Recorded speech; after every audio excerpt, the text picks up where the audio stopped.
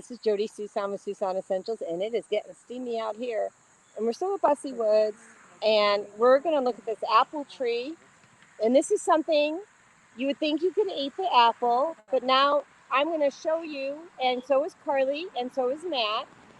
Say hello. Hello. Okay, so talk about this tree. I'm going to back up. A paradise apple tree, and Jody. Yeah, we're all working with different names. We're hot, we're tired. Yeah. I'll Jody answer to anything. And we're not supposed to eat it because it's highly toxic, meaning that it's probably sprayed with pesticides, Monsanto, glyphosate. But if it wasn't tested, this is a great edible fruit. It's edible now, but it's ripening in the fall. So you can make desserts with it, apple pie. Matt makes apple pie with it. So. Yay! So I'm going to ask you guys to speak up because we've got the traffic in the back. But Matt, talk about, look at all these apples that are on the ground. I'm just going to scan the ground here for a minute. I was thinking, so this is actually a prime food source for deer. So deer kind of eat for the season. So right now in summer, they're trying to get as many nutrients as they can, but they're kind of finicky eaters. But one of their favorite things to eat is sweet fruits. So blackberries, blueberries, mulberries, and apples are like one of their all-time favorite fruits. So it's actually funny to see that like this tree's shedding its apples, and there's a tree line right there that you should have, at least your sign of like them coming out. But no, you have apples rotten and stuff. You don't have any corns left, and so I wonder if the deer know that this is actually a sprayed food source too, because they know what to avoid. Well, so spot on, and I'll turn the camera around. So let me okay, so here I'm back. So here's the thing. Most people know, who at least watch my show, that I can muscle test. I'm an energy worker, and I can tell you whether or not something's toxic. But let's just say I can't tell that if something's toxic because let's say it's you and you don't have that skill set. If you see a bunch of apples, look at this, everybody. If you have a bunch of apples down on the floor and nobody else is eating them, that's an indication that you shouldn't be eating them either, right? So if the animals know better, and they know not to eat this stuff, why don't we? Are we not using our other senses? What do you guys think? Do you think we're using our other senses? I think we don't know how to use our other senses all the time. Yeah. I can't sniff them. Maybe I could like lick it. Yeah, but you could feel the energy. So maybe for people when they're going out, you can feel the energy. You can feel the goodness. So right. Practice. When you are looking at food, does that food look or feel? Does the energy feel good to you? If the energy doesn't feel good, it's probably not good, right? Because everything's got a frequency. Yes.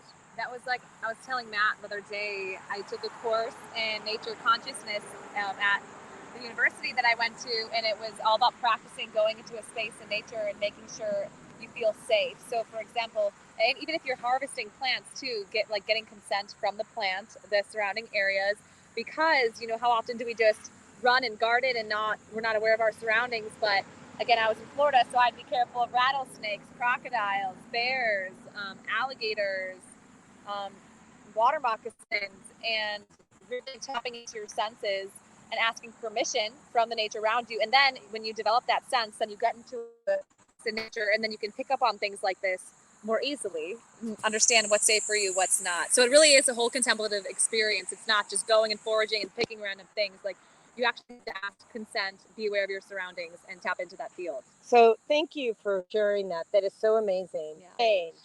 Anything you want to add to that, Matt?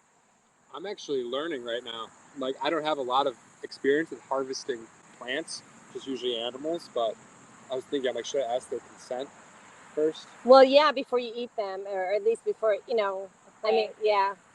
And I don't know how that part works. Well, usually the thing I do is if you do harvest an animal, you thank the animal. Thank you, right? Mm-hmm. Go ahead, complete your thought. Sorry. But that's a whole part of harvesting deer. We hunt deer, we hunt waterfowl too, but that's what my dad always taught me. You thank that animal because that animal's giving its life for you. Yeah. And also another part of that is to make sure that you're trying to, you train and everything to hunt so that you can give that animal the most humane death possible. You don't want that animal to suffer. You want to hit it in the back leg so it runs away and stuff like that. But a really big part of that is thanking the animal afterwards. Well, and you bring up a really good point about thanking the animal, humane, making it a humane way for people or for the animal to lose its life for us, for our consumption.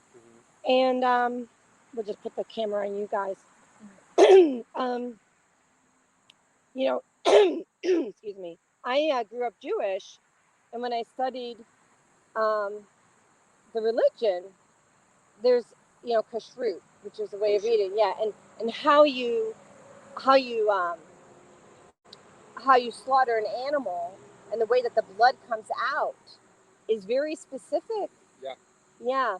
So if anybody ever wants to look that up, go for it. But anyway. I also want to add one more thing, small thing.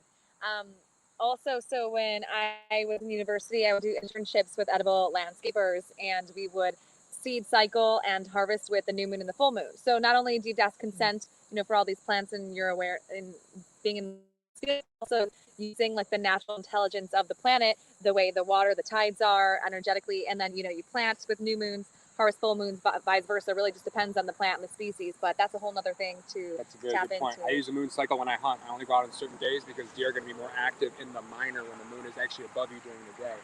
It can usually predict when deer are going to hit food plots during the day. So that's totally right. Like the moon actually plays a huge part in nature. Oh, everybody listens to it except for us, it looks like. Well, how many women go to the hospital on a full moon? A ton, actually. That's a saying they give birth on the full moon. That's what I'm talking about. I work on an ambulance. When we have a really busy day, we actually say it must be a full moon. That's like a whole saying. Mm-hmm. And you actually get it. Yeah, right? Yeah. Now I do. Yeah. All right. We are going to sign off and share more later. Thank you, everybody. Like and if you want to like this video and subscribe to my YouTube channel. Like and subscribe. Woo! Plants go wild. Woo!